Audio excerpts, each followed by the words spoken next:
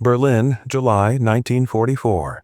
The city is silent, but beneath its calm surface, betrayal brews. Inside the marble halls of the Wolf's Lair, Hitler's heavily guarded command center, men in crisp Wehrmacht uniforms whisper treason. For years, Adolf Hitler had ruled Germany with fear and blind loyalty. His voice had commanded nations. His armies had conquered half of Europe. But now, the war was turning. Allied bombers thundered over German skies daily. The Eastern Front was collapsing, and within the German ranks themselves, faith in the Führer was dying. Among the generals and officers who had once sworn allegiance, one man, Colonel Claus von Stauffenberg, stood at the heart of a conspiracy that would shake the Third Reich to its core. Stauffenberg was no ordinary officer. A proud aristocrat wounded in North Africa, he had lost an eye, a hand, and 2 fingers. But his spirit remained unbroken.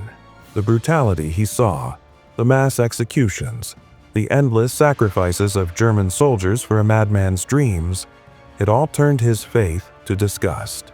By 1944, Stauffenberg was convinced. Only by killing Hitler can Germany be saved. He wasn't alone. High-ranking officers, government officials, and even members of the Abwehr, the German military intelligence, were secretly joining hands. Men like General Ludwig Beck, Henning von Treschow, and General Olbricht risked everything to stop the man they once called leader. Their plan had a name: Operation Valkyrie. Operation Valkyrie had originally been designed by Hitler himself.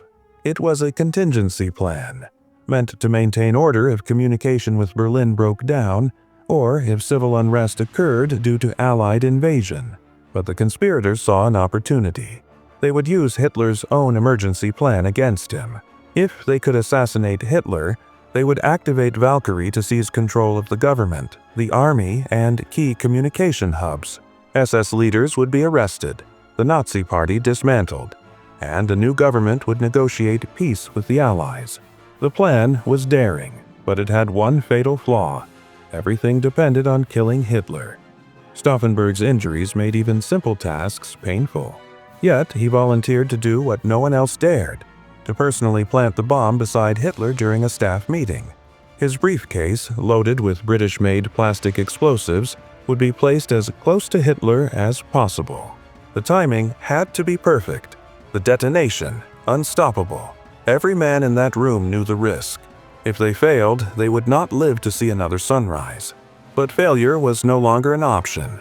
Germany was burning. The Eastern Front was bleeding. The Allies were approaching from the west. And the generals had made their choice. Better to die traitors than live as monsters. July 20th, 1944, the Wolf's Lair. Hitler's daily briefing had begun. Stauffenberg, dressed in full uniform, entered the room carrying his brown leather briefcase. Around him, over 20 of Hitler's officers gathered around a massive oak table. The air was thick with heat and sweat. As Hitler began speaking, Stauffenberg's eyes darted to the clock. The bomb's timer was ticking. He set the briefcase down near Hitler's right side, just a few feet away, and quietly excused himself, pretending to take a phone call. Outside, his driver waited. Inside, death waited for Adolf Hitler. Stauffenberg walked briskly toward his car. A deafening explosion tore through the bunker. Flames erupted, glass shattered, and men screamed. He didn't look back. In his mind, the impossible had been done. Hitler was dead, or so he thought. Boom! The Wolf's Lair shook as though struck by lightning. Smoke filled the wooden conference barrack. Flames licked at the ceiling, and a deafening roar echoed through the pine forests of East Prussia. Moments earlier, Colonel Claus von Stauffenberg had walked out of that room. His heart pounding, his ears ringing from the ticking device he'd armed with trembling fingers. Now, watching from a distance, he saw the mushroom of smoke rise from the bunker and believed he had succeeded. Hitler was dead. The nightmare was over. Or so the conspirators thought. Inside the bunker, the scene was carnage. The explosion ripped through maps, documents, and bodies alike. Officers screamed in agony, their uniforms scorched. A section of the roof collapsed, trapping several men beneath burning timber. But fate had played its cruel trick. Moments before the detonation, Colonel Heinz Brandt, one of Hitler's aides, had moved the briefcase slightly behind a heavy oak table leg to get a better view of the map. That small movement, barely a few inches, saved Hitler's life. The thick wooden table absorbed the blast. Hitler was thrown backward, his clothes shredded, his hair singed, but alive. Meanwhile, Stauffenberg and his aide, Werner von Heften, raced out of the Wolf's Lair in a black staff car. They bluffed their way past checkpoints, shouting that the Führer had been assassinated and they were taking emergency control measures. As they sped down the forest road toward the airfield, Stauffenberg looked back at the smoke column. His chest tightened. His mission had cost him everything. But at last, he believed, Germany was free. The plane lifted off for Berlin. Over the radio, no confirmation came. No official statement. No chaos from within the Nazi ranks. Only static. Back at the Wolf's Lair, chaos gave way to disbelief. Doctors swarmed the scene. Hitler, with blood on his face and shattered eardrums, staggered out of the ruins. His right arm was injured, but his fury was intact. Within hours, Joseph Goebbels, Heinrich Himmler, and the SS began spreading the word. The Führer lives. But in Berlin, Stauffenberg didn't know that yet. When his plane touched down, he was greeted by conspirators at the Bendler Block, the military headquarters in central Berlin. They embraced him, their eyes wide with hope. "It worked," Stauffenberg declared confidently. "Hitler is dead. Operation Valkyrie begins now." Phones rang, orders were sent. Coded telegrams went out to army units across Germany and occupied Europe. The Führer is dead. The SS is attempting to seize control. Implement Operation Valkyrie. Suddenly, across the Reich, confusion exploded. In Paris, Norway, and Vienna, commanders began receiving contradictory orders. Some believed Hitler was truly dead. Others heard Goebbels' radio broadcast that he was alive. The clock was ticking. The success of the coup depended on speed and certainty, two things the conspirators no longer had. In Berlin, the tide was already turning. One man, Major Otto Ernst Remer, a young officer commanding the city's defense troops, had been ordered by Stauffenberg's team to arrest Goebbels and seize key government buildings. But Goebbels, ever the manipulator, asked to speak to Hitler himself. Over the phone, a shaken but unmistakable voice said, "Remer, this is your Führer speaking. You are being betrayed. Arrest the conspirators immediately." Remer's loyalty switched in an instant. He ordered his men to surround the Bendler Block. As night descended over Berlin, the conspirators' world collapsed. Radio reports confirmed Hitler's survival. The army units that had briefly sided with them now hesitated, or turned their guns around. Inside the Bendler Block, panic spread like wildfire. General Ulbricht tried to keep control, while Stauffenberg insisted that the radio reports were lies. "They're bluffing," he shouted. "Hitler is dead, we must finish this." But even as he spoke, gunfire echoed outside. Remer's troops were closing in. By midnight, the coup was effectively over. Stauffenberg, once the man who dared to kill a dictator, now found himself surrounded by loyalist soldiers. His dream of saving Germany was slipping away. He turned to his aide von Heften and whispered, "They'll call us traitors. But one day, they'll understand." The sound of boots thundered through the hallway. Doors slammed open. The Gestapo stormed in. The plot to kill Hitler had failed, but its echoes would haunt the Reich forever. Berlin, July 20th, 1944. Gunfire echoed through the courtyard. Searchlights swept across the windows as Nazi loyalist troops poured in, rifles ready. Inside, the conspirators huddled together, their faces pale, their dream dying with each passing second. Claus von Stauffenberg stood by the window, his uniform still bearing the dust from the Wolf's Lair. Outside, the sound of engines and shouted commands grew louder. The coup was over. Now came the reckoning. At the Wolf's Lair, Hitler sat in a dimly lit room, his right arm bandaged, his face smeared with soot. He stared into the camera lens as propaganda photographers clicked away. He wanted the world to see him alive, to see that even death couldn't touch him. On radio broadcasts across Germany, his trembling but triumphant voice declared, "A small clique of criminal officers has tried to eliminate me. I am alive, and their treachery will be punished without mercy." The words hit Berlin like a thunderclap. For millions of Germans, it was another miracle of the Führer. For the conspirators, it was a death sentence. Inside the Bendler block, confusion turned to chaos.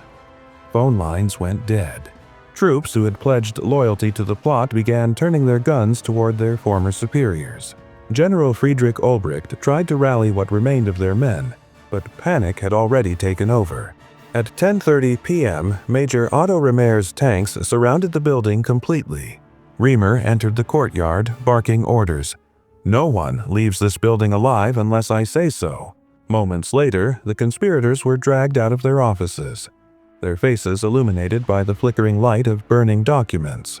They had tried to erase every trace of Valkyrie, but it was too late.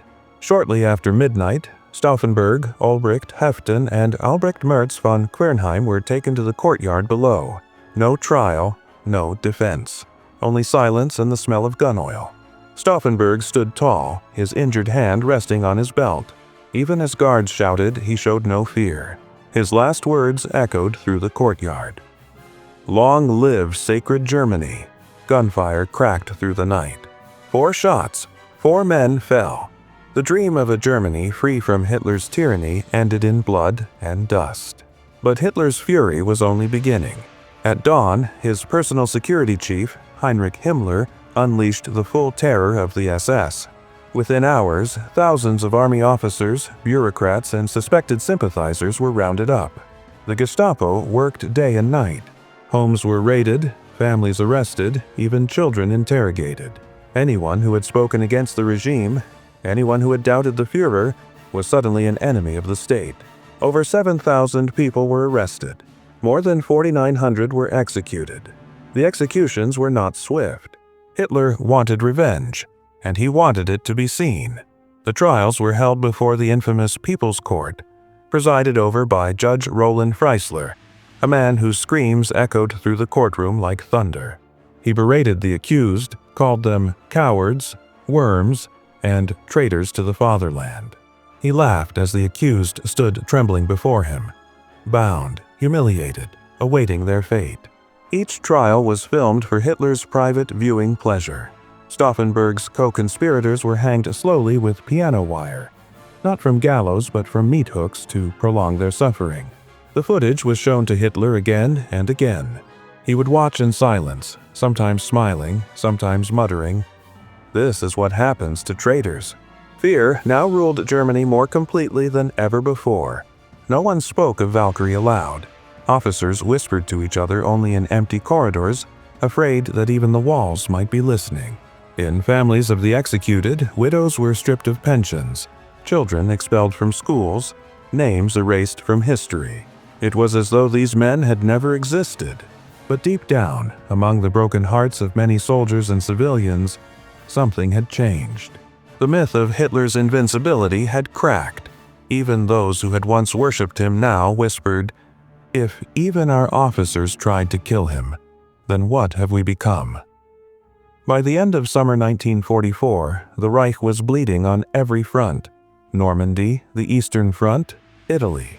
And yet Hitler's wrath turned inward, destroying what remained of Germany's soul.